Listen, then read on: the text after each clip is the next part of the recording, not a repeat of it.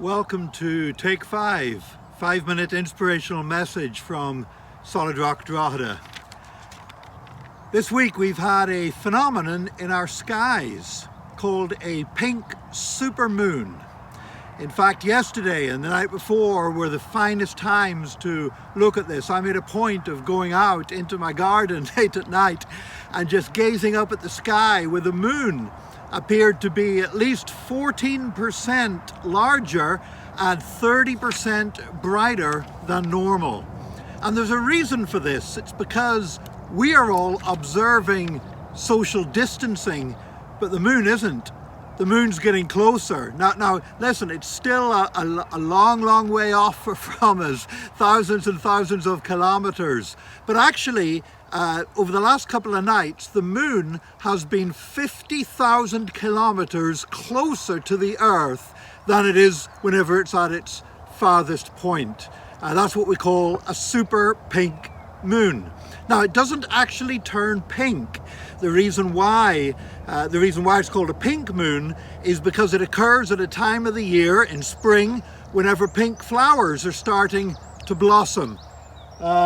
My cherry blossoms here beside me aren't just quite there yet. I can see the flowers starting to come, but it's going to be another week or two before they'll come out in all their splendor. But that's why they call it a pink super moon.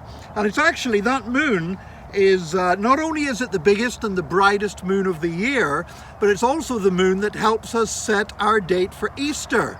Because a little bit of church history here. If you go right back to the Council of Nicaea back in 325 AD, the Council of Nicaea decreed that Easter would always be the first Sunday after the full moon or after the vernal equinox. Now, the vernal equinox is the date in March, 21st, 22nd of March, whenever darkness and light are exactly the same, 12 hours of each. And then the first full moon after that, which is the one we had over the last couple of nights, the Sunday after that is Easter Sunday. I know it's complicated, a lot of theological things are. But this supermoon reminded me of the Bible, of Psalm 19. In Psalm 19, in the first 4 verses, it says, "The heavens declare the glory of God. The skies proclaim the work of his hands. Day after day they pour forth speech. Night after night they reveal knowledge. They have no speech. They use no words. No sound is heard from them. Yet their voice goes out into all the earth, and their words to the ends of the world." The psalmist declares that the very sun and moon and stars in the heavens proclaim to us something of God's faithfulness year in, year out. Now, of course, they have no words. They can't tell us that Jesus went to the cross for us. They can't tell us about how we put our faith in him. That's our job, to speak those words. But it does lay a foundation, and it lays a basis for us to share Jesus with others. Because the very stars and the sun and the moon in the heavens, they tell people that God is dependable, that God is faithful.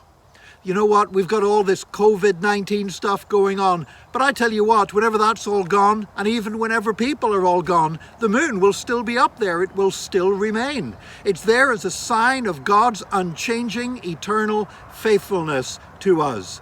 It's there as a sign that God is a God of order, that this new moon, it comes every year.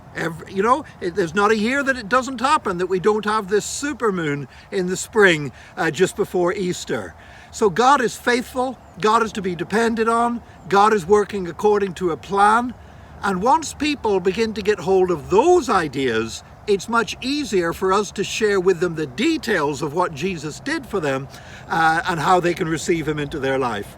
So I would ask you today to pray for your neighbors, pray for your friends, pray that God, even through the stuff that doesn't speak, the stuff that we can't see, pray that God will speak into their hearts through that, and as a result, we will be in a better position to share Jesus with them. God bless you.